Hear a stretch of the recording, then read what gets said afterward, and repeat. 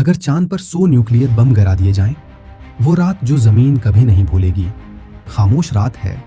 आसमान पर चांद आज कुछ ज्यादा ही करीब लग रहा है। लेकिन जरा रोको, अगर उसी चांद पर एक नहीं, 10 नहीं, बल्कि 100 न्यूक्लियर बूम गिरा दिए जाएं तो क्या होगा? पहला धमाका चांद की सतह को चीर देता है। दूसरा, तीसरा, एक के बाद एक क़यामत जैसा सिलसिला शुरू हो जाता है।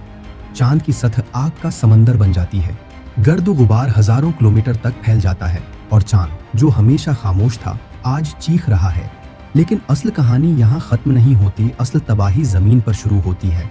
चांद जमीन का मुहाफिज है, मदोजर का बादशाह है, समंदरों का नगहबान है।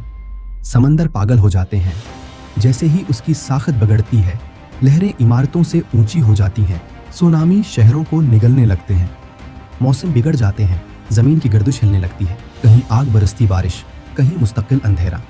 अगर धमाकों से चांद टूटने लगे, और अगर, तो याद रखो चांद के टुकड़े सिर्फ खला में नहीं गिरेंगे, कुछ जमीन की तरफ भी आएंगे। आसमान से आग बरसने लगेगी, शहर मिट जाएंगे, तारीख के नक्शे बदल जाएंगे, और इंसान जो खुद को खुदा समझने लगा था, इसी रात समझ जाएगा कि वो कितना कमजोर है। आखिर में सवाल सिर्फ ये नहीं होगा कि चांद बचा या नहीं, सवाल ये होगा क्या जमीन बच पाएगी? और अगर कभी आसमान की तरफ देखो और चांद जरा मुख्तलिफ लगे, तो याद रखना शायद इंसान ने एक बार फिर हद पार कर दी थी। चांद को छेड़ना असल में जमीन की कब्र खोदने जैसा है।